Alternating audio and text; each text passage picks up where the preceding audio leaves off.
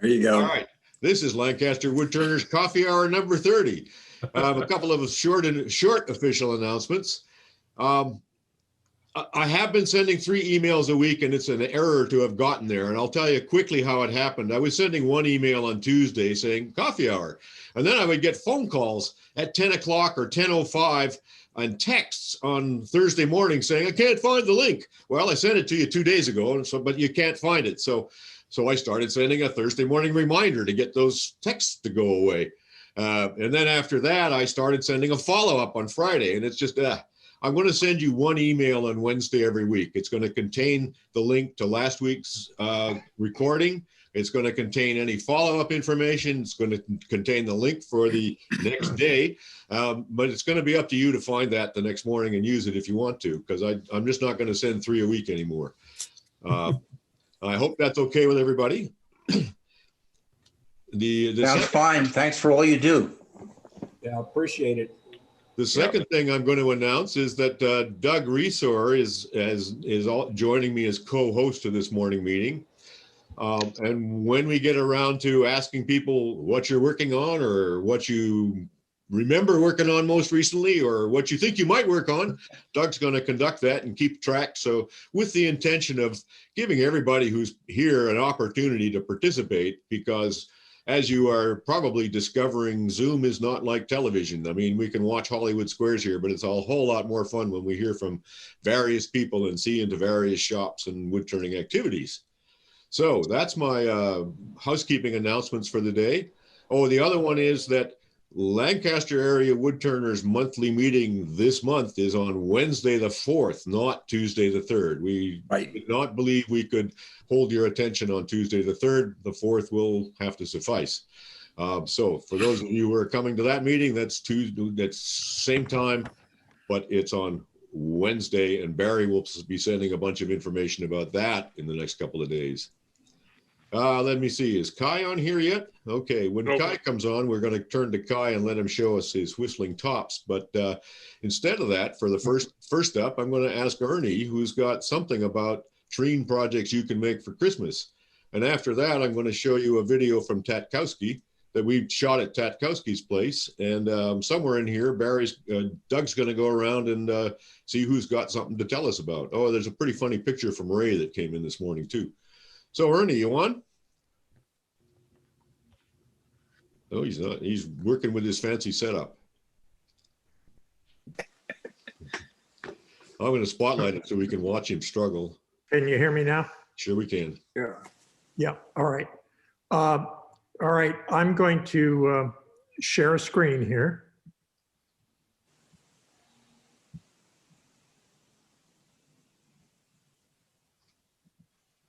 This is about a 13-minute video. Hi, I'm Ernie Conover. Welcome to my shop. This month I thought I'd return to a subject I've discoursed on several times in this magazine, and that's the turning of treenware. Treenware is an old term for just useful household items, mostly for kitchen use, but it could be something like a clothespin. I thought we'd talk about turning a spatula and a spoon. It's a great skill building exercise in making an interrupted cut in the turning of this spatula, which we're going to turn this month. And this spoon, we have to make a highly interrupted cut. We are only going to turn the edges of the spoon and the blade of the spatula, while we're going to turn the handle portion completely round. So that means, especially up in this area, we're going to be turning air most of the time. So it takes a steady hand, and you have to stay on the bevel. It's a great skill building exercise that I give to all of my turning students on the 3rd day of a spindle turning class. We'll start by going over to the bandsaw and bandsawing these blanks to shape. I give patterns for this in the magazine.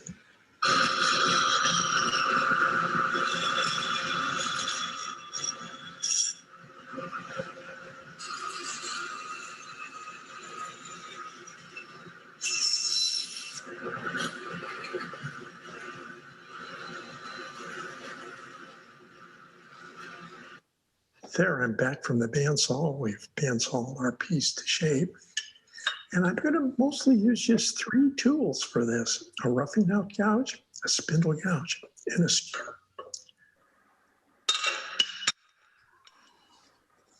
So I'll start by giving this a pretty good speed. I've also locked my rests down well so that this won't move. If the rest moves on you, you will have this go into the work and it often ruins it. So being careful. So I'm going to be using a high angle cut.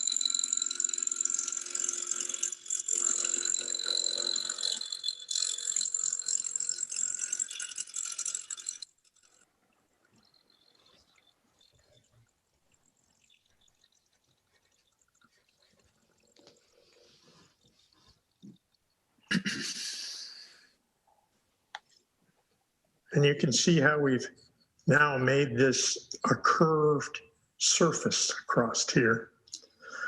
I'll now move over to the spindle gouge, and I'll refine this area here and then turn the handle around. I'll go back to this roughing out gouge for that area.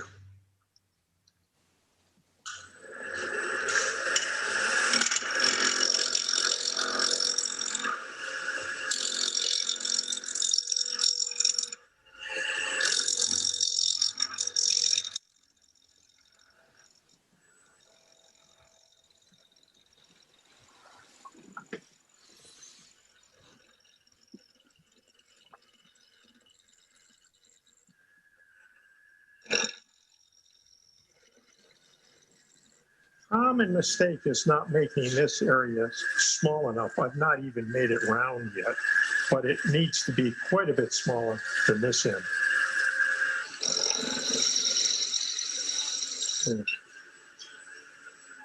Oh, it's best to stop the lathe when you move the tool rest on parts like this, but we've got the basic shape roughed out here. It's a case where I can't get my wrist in there. I'm going to just switch this piece now end for end, which is a reason to have good quality centers, both drive and live center, that will accurately rechuck end to end.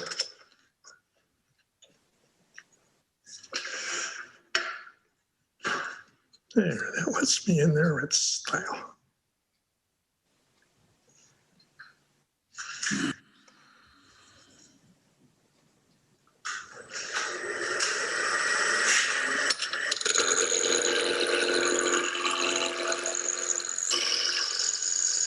At this point, I usually wrap my hands around this work. I would not touch it up here, but I'll touch it back in here. I can still feel flat spots all the way down through here, and it gets round about in this area. So this is the diameter it has to be turned to end to end. And I'm going to refine this diameter.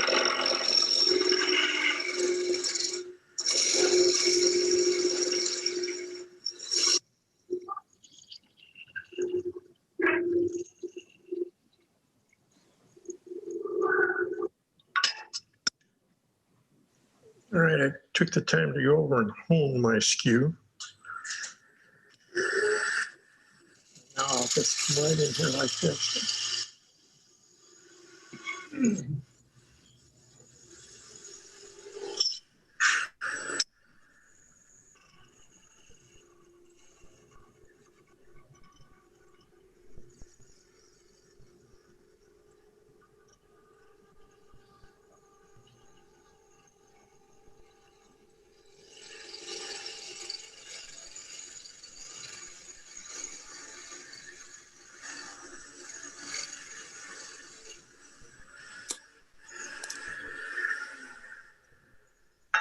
Didn't take much off. This curly maple cut well. And cutting curly woods with a skew, you always want to keep the blade as square to the work as possible and avoid doing this kind of cut. You always want to be cutting across the grain like this. That's the way you should use a skew anyway. All right. Can now clean up the outside of this blade.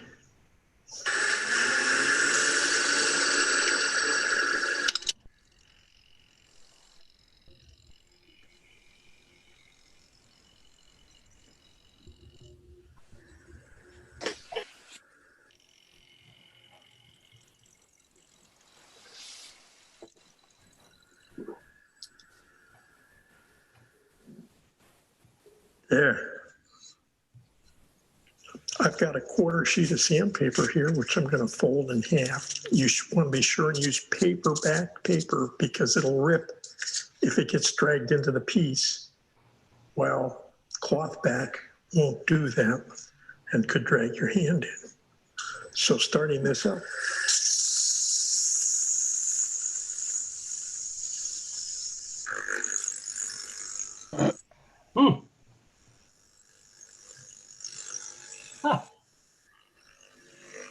You all can ask him about it when he's done. Because we use really sharp tools and good techniques here, we can sand this with 180. But you can see on this leading edge, in the direction it's turning, it's sanding a little heavier and putting more radius on that corner. So what you want to do if you have reverse on your lathe is just reverse it and do this exercise again.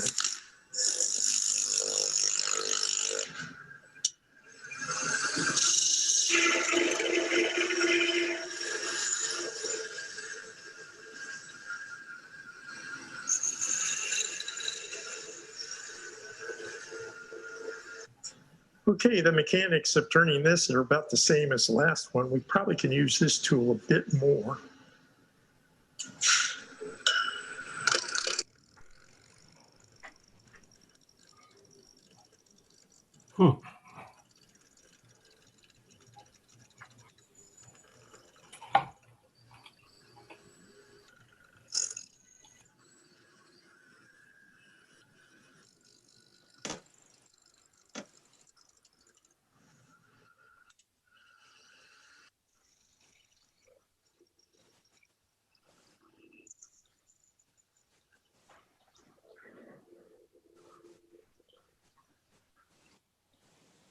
Yeah, I've made some pencil marks. I've made just sort of a straight line from the root of the handle right here to the end. And then I've made another one that comes in here and comes down like that. And that'll give us that spatula shape that we're looking for. I'll make the bottom cut first. I've got just a block of wood here that's square on all sides that I can rest this against, keep my hands nice and far away from that blade where I'm safe, and I can make these cuts pretty safely and yet keep this square at the same time.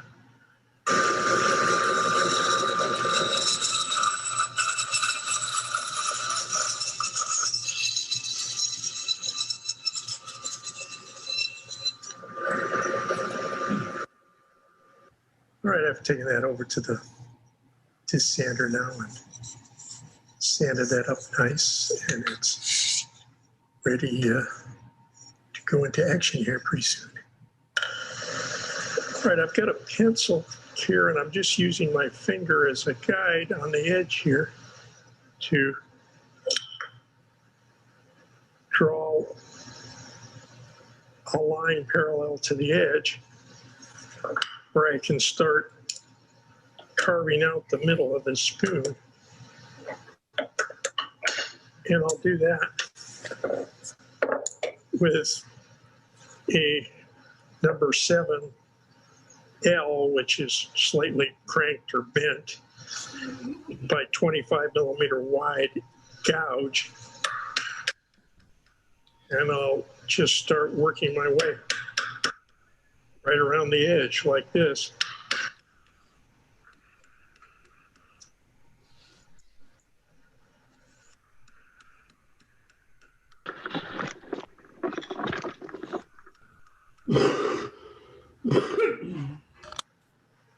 All right, you can go have a cup of coffee. I got some work to do here.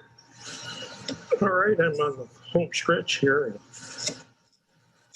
I'm trying to make the walls of the bowl of this spoon steeper, you want to avoid just sort of making this a cone. It's got to go down like that. That's why this bent neck gouge does a little better.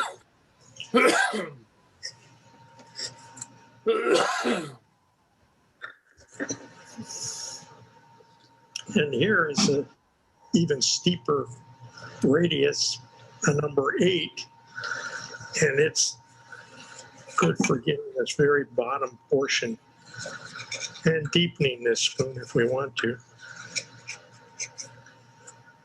So there's my finished spoon. I used a disc sander to remove quite a bit of material from under the bowl here. And then I used a belt sander to smooth that up. And finally, what's called a balloon sander, which is like a rubber inner tube, a cylinder with a sleeve around it that's resilient. And you can sand all this up nice. So that's ready to go. We'll put a little finish on it now. I'm going to just put a little bit in my hands like that. Just rub this around on this. So there's our finished spoon and our finished spatula. And we're ready to go over to the kitchen, do a mess of cooking. This is Ernie Conover saying, thanks for visiting my shop. Thank you, Ernie. You're welcome. Any questions and comments for Ernie? I have a question, and that is why, for both the spoon and the spatula, the first part of the turning was done with the blade, the spatula paddle or the spoon bowl to the tailstock. Why not just start off with those at the headstock? Just the way I put in the lathe, probably. Ernie, can you get your face back? We're not seeing your face. Sure. And I'm in gallery view where I can see everybody. If you can get a gallery view on your screen, it's probably the There we go. speaker view. Yes. There you go. There, I generally on the spatula, by putting the blade against the headstock, it's going to cause the least interference with the turning. I'm not up around that moving chuck.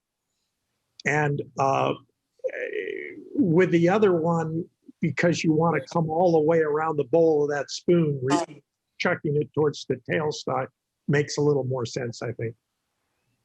Okay, thank you. One of the things I noticed was that when you were using the roughing down gouge, which I agree, you can use it for lots of things. You always had your finger up there to keep the chips from flying into your face.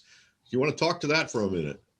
Yes, I do that all the time. And that you will find whenever I'm turning, I almost always have a digit up in the chip stream, and that simply deflects chips out of your face. And yes, I'm always wearing a Z87 glasses with side shields, but that extra layer of protection is invaluable. I picked the tip up from Frank Payne's book of the 1950s called The Practical Woodturner. And he scoffs at the idea of needing safety glasses to turn, that if you just held your finger in the chip stream, you wouldn't need it. So what about that skew you were using, the fishtail shaped skew? I actually have seen those, and I actually bought one, but I don't know how to use it. Let me get it. It's a really nice skew. And it's the brainchild of a British turner named Colwyn, Colwyn, Way, W-A-Y. And it does much the same thing as a oval skew. By wasting the tool, you bring that contact area more towards where the force is at the middle of the blade. And so it acts very much like an oval skew. Also, the common wisdom has always been that a thicker skew is better because it isn't going to flex as much. This is actually relatively thin, and it works just fine. I don't have any trouble with it flexing. It's become my favorite skew. I have a very, very heavy skew that comes from the guys out in Seattle, Carter and Son. And it is so heavy and so thick that it actually doesn't work very well. And So- it's very expensive. What's the profile of that profile of that tool? Is it slightly, you said it's like a, no, the other way on yeah. What's the profile across that, across the length of the blade? Like, is it, you said it's slightly oval? Or Well, is no, it it's or is just it a flat? radius. It's a radius on each edge so you can turn it. But Oh, it's on the edge, is it? Okay. Yeah, but it acts because of the waste, the fact that the tool is wasted, that Yeah. is, it comes together like a lady's waist, Oh, okay. that you're bringing the contact area more under the center of the cut, just like an oval skew does. Okay. So what's the included angle to sharpen on that? Oh, I have this one down around 25 degrees included. It's pretty steep. Oh, yeah. Yeah, I like them steep. I'd probably start out with, well, Pano is recommended 40, 42 degrees for the beginner on any skew. With an oval, I think you can get, I mean, you can find, I think people take oval skews down to 20 degrees maybe. 11 aside, that'd be 22 degrees. Well, I also noticed that your roughing down gouge had a long bevel. 25 degrees.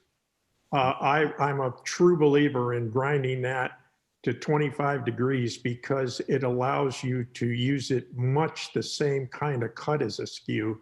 And if you are in those curly grains, it's going to cut without tear out much more readily than a skew will. So I'd like to ask the faces on the screen of other ways to hollow out that damn spoon and do the back of the spoon. Anybody got any, what else could he have done or could I do, more to the point? Because I don't want to do all that sanding. Depends on the length of the handle and the swing of your lathe. You could make a jig and turn it. We saw Ted Rasmussen do that at the club meeting a couple of months ago Yeah. in his slideshow. Yeah, smaller spoons, you can do Well, you could go outboard on it too, it. Yeah. if you want to for longer, but I have one of those turbo tools that you mount on an angle grinder, and it's basically an off-center carbide, 1 1/4 inch, 1 3/8 diameter disc that as it rotates, it'll make about probably about a 3/4 inch radius hollow in whatever it contacts. Well, I recall the furniture maker Wendell Castle used to use a golf ball sized burr on a stem in an air tool. The burr had notches in the teeth all the way around, and their teeth were cut on a spiral. And he had designed these and had them specially made. And for hollowing out seats and scooped out places in furniture, in the kind of stacked laminate furniture that he made, that was a very effective tool. But one thing about Castle was he used everything. He was have a hand plane in his hand 1 minute and a disc grinder in his hand the next minute, just to get the shape he wanted as easily and quickly as possible. I use Dremel with a grinding wheel, it's real narrow. Yeah. I considered using a cherry burr on a Dremel with a shaft drive for the bowl of the spoon too. And if I do any more of these, which Susan is encouraging me to do for Christmas, I probably would start by making 2 or 3 stepped Forstner bit cuts into the spoon just to remove a bunch of material before I start chiseling. Mm-hmm. Yeah. Sorry, go for it. Hey, Ernie, how do you sharpen your chisels? I sharpen all of them on a CBN wheel these days, and I put a flat grind on my skew, but I take the Yeah, skew. Go. You meant? On your carving tools, your carving chisels, how do you sharpen those? On a Tormek with a diamond wheel and a strop. Oh, okay. Well, I don't have a Tormac. How should I do it? Advise me, buddy. A CBN wheel's great, or the way we did it for years is just on stones, going up to a hard Arkansas or I don't like water stones as much for carving gouges. I feel they kind of tend to round the edge at the end, but did it that way for years. The big thing is those gouges have to be really sharp, and again, you want them down about 25 degrees. You want to finish up your sharpening with a hone or a buffing. I use a buffing wheel to buff them out and then hone them with a diamond hone to shine them up. I use a buffing wheel a lot instead of the strop on the Tormek because I can get a better finish off of it. But I grew up in a plating shop that my father owned, and we buffed all kinds of stuff till it was mirror bright and stuff. I understand that technology. Yeah. I use sandpaper on glass for my carving tools. Yeah, it's abrasive technology. We're going from coarse abrasives to fine abrasives. And I think that we get all hung up on what kind of stone and everything to use. I've tried them all, and you can get equal results with just about all of them if you're diligent. Pick something and don't swap around, just do it. And what's the finish you're using? A walnut oil. How come that doesn't go rancid?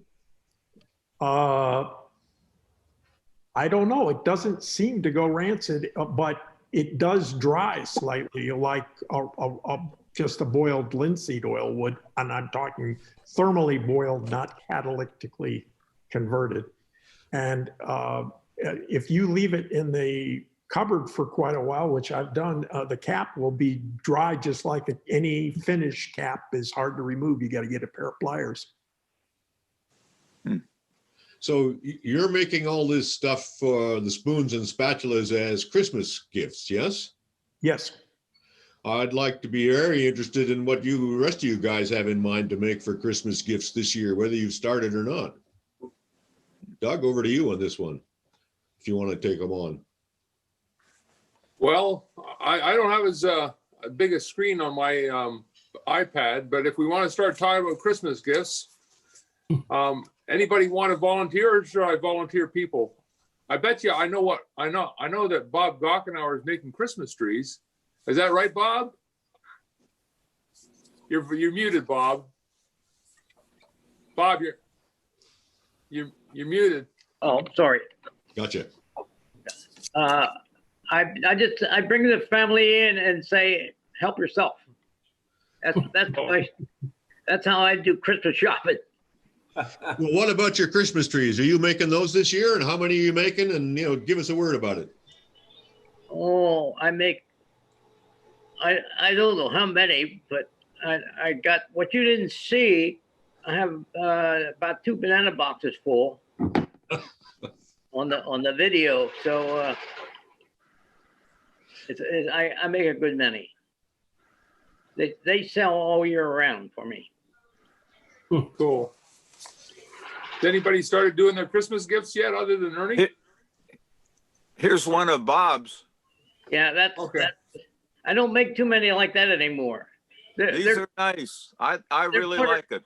They're harder to do than the ones that they have pictures of. Yeah. I'm going to show your pictures another week, Bob. So. Okay. Okay, I'm going to go back to, I'm going to remove the spotlight. You're back to gallery view, I hope. Yeah, okay. Does anybody else have any Christmas presents or things like that they're working on? I know I've started working on ornaments already because I was going to just start mailing them out.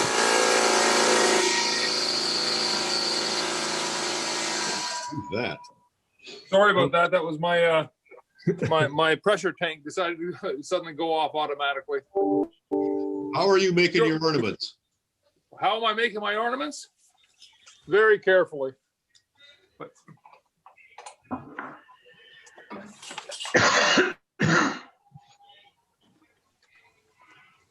Wow.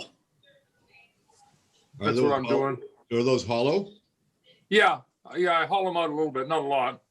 And then a number of years ago, I haven't finished it yet, but a number of years ago, I got these sea urchin things. I'm gonna make four of those to make ornaments with too. So, but yeah, it's hollow, and then it's got a finial of purple heart on either end, on the bottom and top. So I'll show you some. Go ahead. How many of those are you going to make? Well, I'm gonna make some for sale, so I'll try and probably end up with around 20 or so, and then it's just a random act of kindness. I just stick them in the mail to people. I don't necessarily say who I'm giving them to, but if I put it on Facebook to friends and say anybody want an ornament, I generally get a lot of hands raised. Doug, you have my address, right? Yeah, yeah, right, Jim. I have your address. Anybody else doing any ornaments or anything like that? Or is it just still too early? I feel like it's still got to be Thanksgiving and Halloween have got to come by before Christmas. So I've been thinking about doing some. I haven't done any ornaments for quite a number of years and trying to come up with a different idea. I've got a couple other projects ahead of time before I can get to them though. Well, I had a shop that was interested in selling a few ornaments of mine, so they want theirs in stock for Black Friday. So I have to start thinking about getting them now as opposed to later. I wouldn't normally start them until a little bit later in the year. Anybody got any special things they're making for their family? Last year after Christmas, I saw a sale on all kinds of pizza cutters and ice cream scoops and coffee scoops at the usual vendors. So I bought a whole ton of it back in January, and I got it all sitting in a box, and I'm going to make a whole bunch of Cocobolo handles and give them to all my children and daughters-in-law. Maybe I should be a little bit more inclusive and say, how about Hanukkah gifts instead?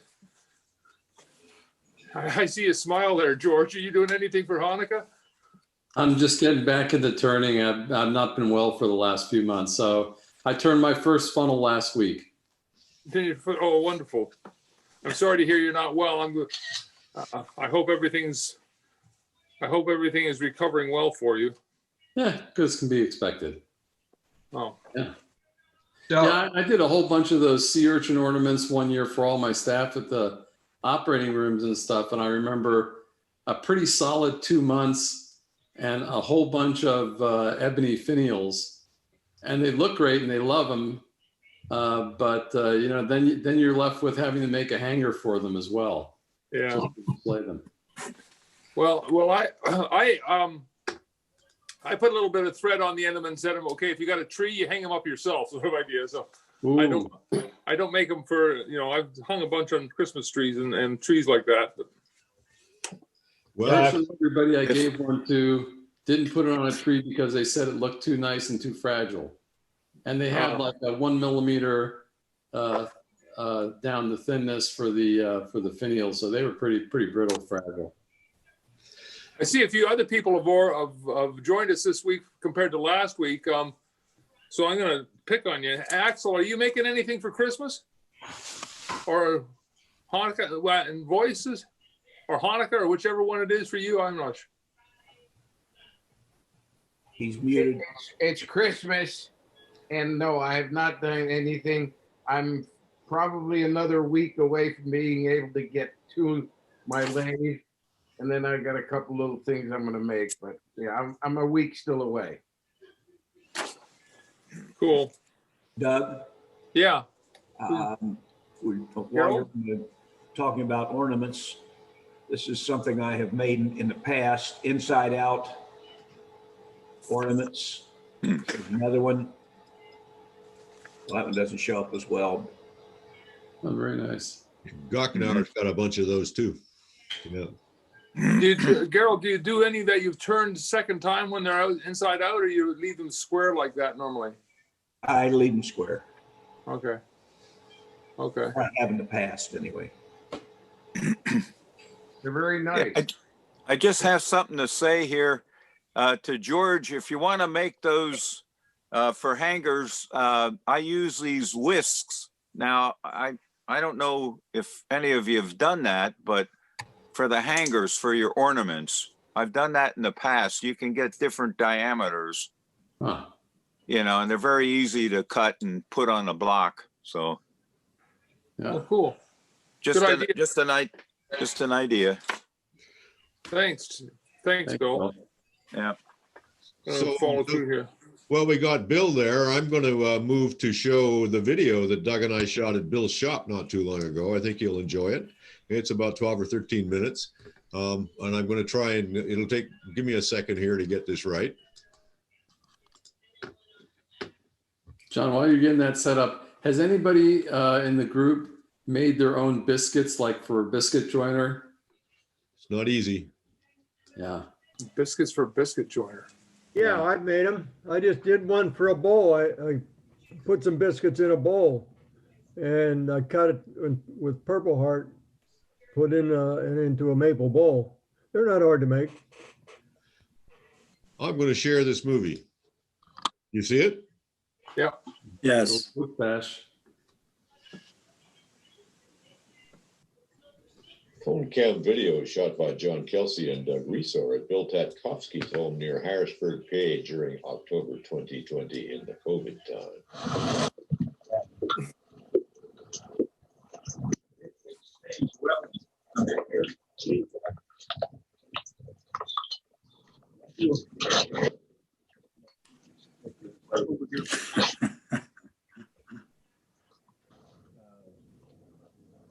Most recent were 20 pieces of sugar maple. I got from Hillsburg from my brother's place. And it was a big tree in his yard.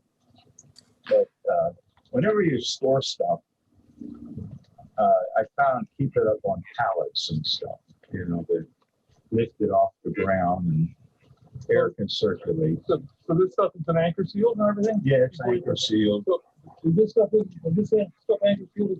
It was all anchor sealed. And you'll see there's stuff here that's been here for years. Now, some of it has cracks, but it's relatively stable. I got them from a lot of this came from up in Williamsport, a firewood supplier. He kiln dries firewood. So we got some firewood some years ago from him when we were up at camp. And I asked him about, you know, you have burls, and he said he can't use the burls to split. So he gave me one. So I came back and I made him a beautiful cherry bowl out of it. He jumped up and down and he says, I'll get you all you want. So this has been here probably 8 years, 10 years. And this stuff here.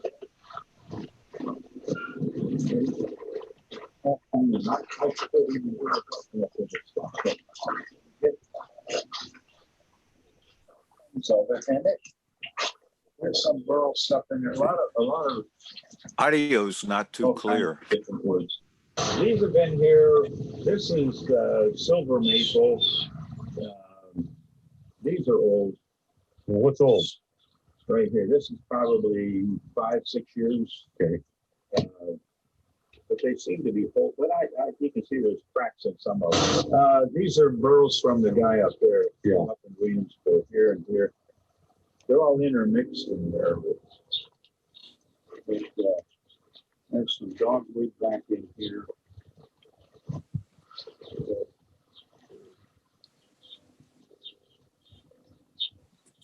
So that's that part. And this is my primary stash. But when I first started turning, you collect wood, and I had this thing filled.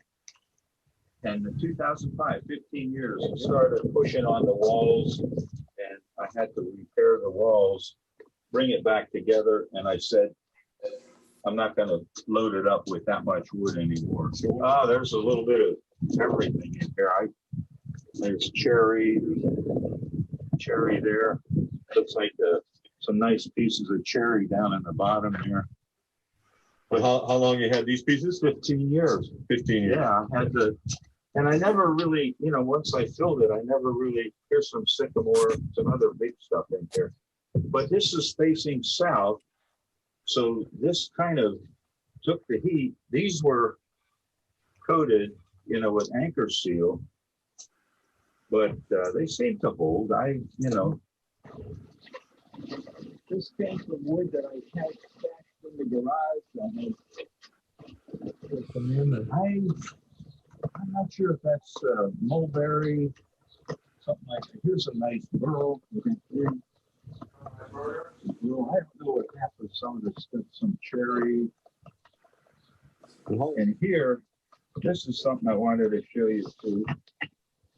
This is the famous barrel that I filled it 18 years. It's been in here.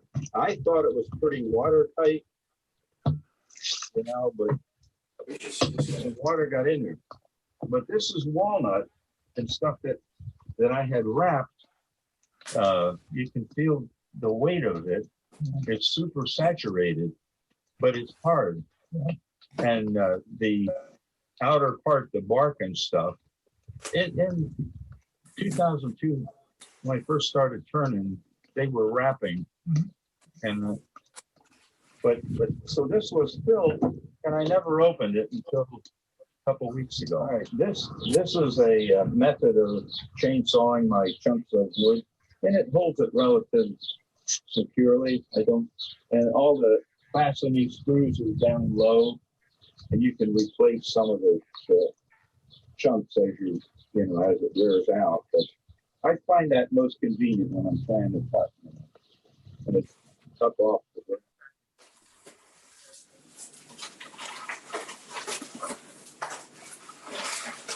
But what I have under here is all little blocks and stuff, all Woodturners managed to accumulate over time, little pieces and stuff. And in here, some of this stuff has a good story on it. This is rosewood from a real good friend of mine that he was a contractor, and he and I, in his early years, built houses, until he became a full-time contractor, built hundreds of houses. But he became a flatwood guy, not wood turning. I could never get him to wood turn. But he gave me some pieces of rosewood. He told me some older gentleman had it. Now, this was years ago, had it a long time. So what I did, I made him a beautiful bowl. This stuff really, here's another piece of it. Made him a beautiful bowl, and he was just thrilled about it. But it has a reddish color to it, You got a date on it? Yeah, 2012. This is a chunk of cherry that I got from Groff and Groff in Buck. I bought some 6x6s. There's some more good cherry in here from Groff and Groff 2013. And the 6x6s, I did some wedding vessels, a double, what's that piece? What do you call it? Double spout wedding vessels. And here's a piece of cherry that will make a nice platter. I got, this was Groff and Groff, and that was 2009. Oh, wow. Yeah, pretty stuff. Got a little bit of curl to it. Yeah, I like to turn something nice. Well, you accumulate lots and lots of stuff. I have some, this is for turning finials, the African blackwood, or I think some of this is even ebony. But I have that. This ash burl I got from my wood contact up in Williamsport area, and the growth on it, but it's an old ancient growth. The grain are tight, and I counted about 110 rings on it. That's but there was another chunk out with it. And in my living room, I turned a little small black bowl. There's a piece of nice cedar, some looks like cherry burl, and this is a piece. This is sugar maple that come again from my brother's house, but that one cured. I've had that probably 10 years or. Oh, I want to show you in this plastic bag. This is the stuff that came out of that barrel. The barrel was about 18 years that it had that wood in the barrel. So, and I just put it in the plastic bag to hold it because I changed its environment. But you can see this is walnut, and it's pretty solid, pretty hard. I think for whatever it survived, you know, storage. And these pieces, you can see I cut them ready to turn, and I forgot all about them, you know, being in that barrel. But a couple more pieces than I have. So these I want to work on right away. I don't want them to deteriorate. But Doug, behind you, those bags there, you can, yeah, that and these. You can feel this is in the first part of. I turned them right away when I got them out of their 18-year mothballs. They were just small pieces, but they turned real easy. And now I'm just trying to hold, you know, the drying, slow it down. And because they were saturated. So you can see I use every little bit of space, little blocks and stuff. You know, this is sugar maple. This is early cut from my brother, 2004. Up here, I have little blocks and things that, you know, eventually I'll get to. These little turning blocks that have the X's on them, they were for turning tops at the farm show this year. So I had a whole stack of those. I turned about 40, maybe 40 tops up at the farm show. These are little pieces that you collect. I think that's a piece of, well, it's got some crack in it. I think this was ironwood I got somewhere, or hornbeam, and that's a very hard wood. But I just have to stash them wherever I can. Have access to my grinder, you can see, and it gets kind of tight in here.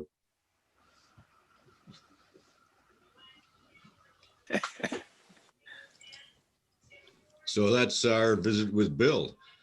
Comments, questions for Bill? Don't all go mute at once. Nothing? Wood in the barrel? How do you keep that? I mean, it doesn't deteriorate, or it didn't, what I had there, which surprised me. Underwater logs, I mean, I don't know. They're super saturated, but. Well, Bill, if you can keep a wood in a bog in New Zealand for 50,000 years, I think a couple of years in your barrel won't hurt it, will it? Exactly. I have a bog in my yard too, so. I didn't realize though that actually storing wood in I've got a swimming pool I'm trying to get rid of. Maybe I should just throw wood into it to store it for years. Well, I'm surprised. I mean, I put one time, maybe 8 years ago, I put a piece of cherry, a woman, when I was still working on a job, she gave me a piece of cherry. I was busy, put it in a plastic bag. Now this was cherry, and it rotted completely. I mean, that summer it didn't. I mean, you can't keep them in a bag forever. You can't, but some instances, you know, they will keep. Like my primary stash there is under a Colorado spruce. It's covered. It's up off the ground. They they tend to keep, but you do have to turn, but Bill, how big is your shop? What's the square foot? 12 by 16. I was very impressed with how many blocks of wood you had stashed into every cubic inch of available space. I thought, oh, there's a man after my own heart. I didn't show you. There's an attic to it. No, we didn't go up in the attic. Got a new other invention, right? Yeah. I told you I'm a wood junkie, so I mean I like it. So Bill, how long do you plan to live with all that wood? Are you still collecting? I mean, I just try to figure out when you quit collecting. I'm hoping for a long time, but that's in the book somewhere. But I enjoy it though. I enjoy it. Well, how many of you have a stash that's kind of like Bill's one way or the other?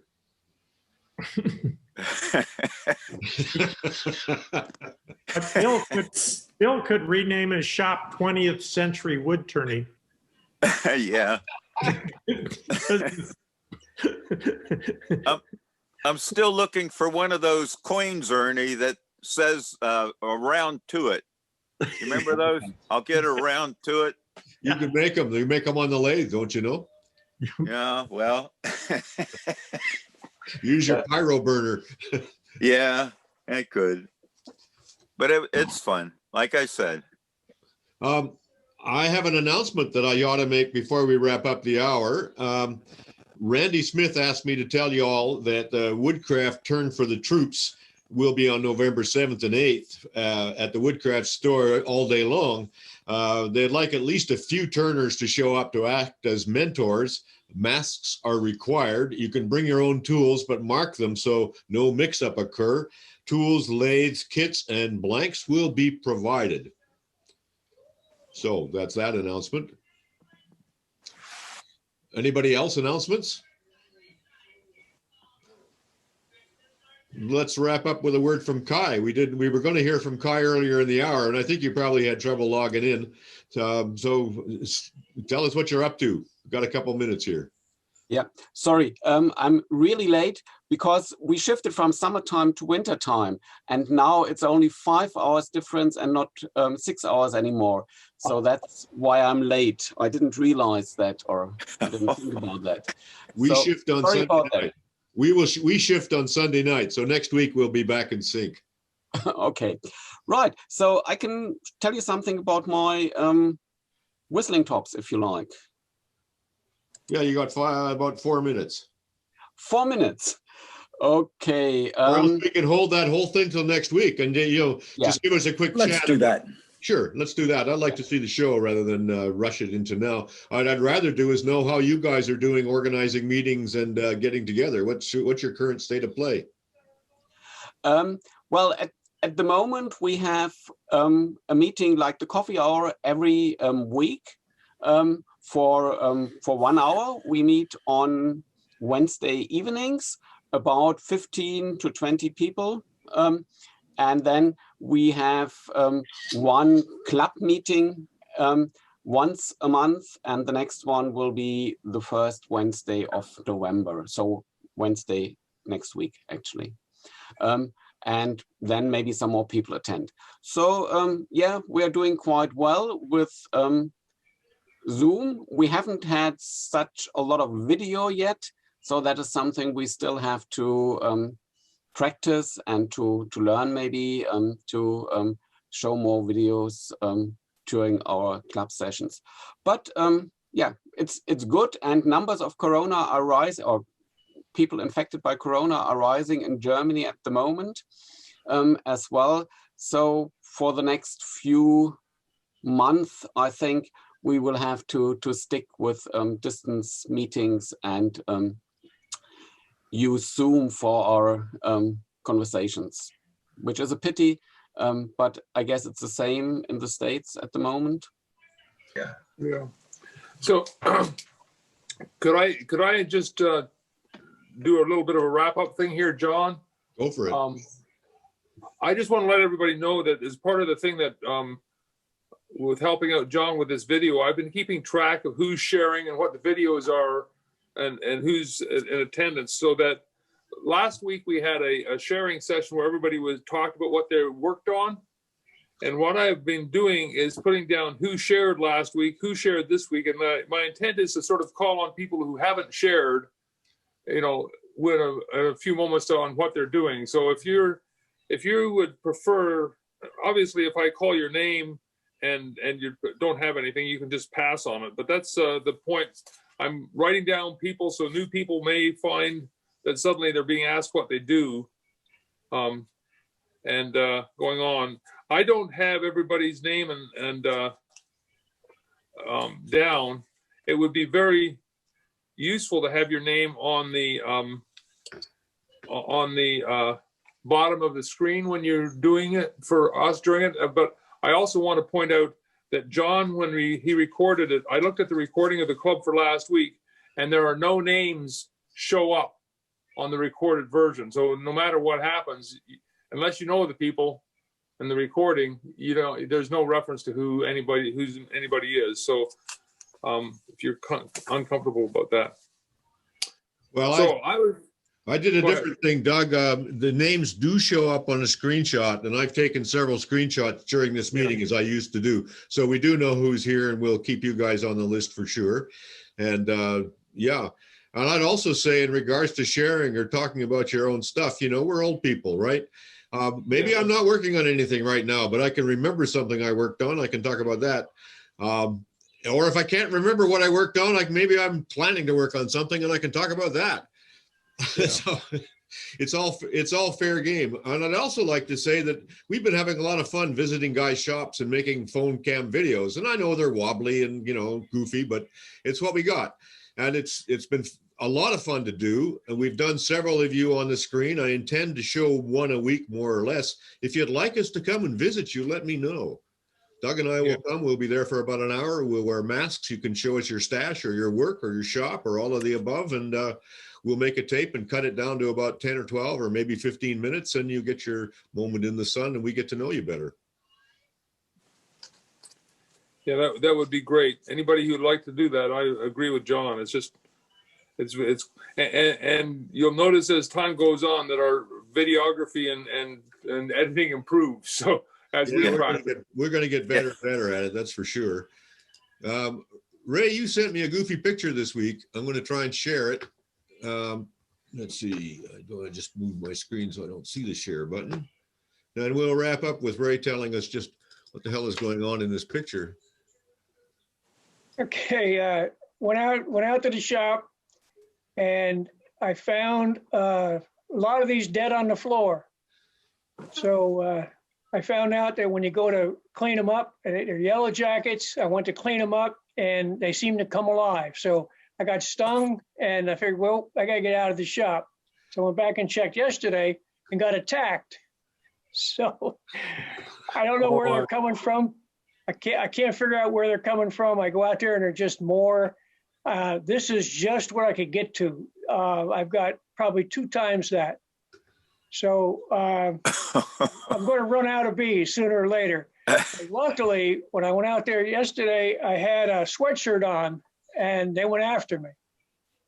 So they're ground bees, Ray. My wife had the same situation, and apparently they mark you so that they know who's coming in. So if you had them once, they remember you. So look for a buried hive in your wood stash. Well, this is actually inside in the shop, so they're not in there. They're coming in somewhere. I get it, but they're still ground bees of some sort, so they're buried in a wood stash someplace. So good luck. Yeah, thanks. On that note, gentlemen, I'm going to end the recording of the meeting in the formal part of the how formal we are of Thursday morning coffee hour. But I'll leave the screen on for chit chat and chat that anybody wants to for a little while. Thank you all. It's been a very nice number 30 in the series. Thank you, John. Thank you. See you all later. Thank you, John. See you.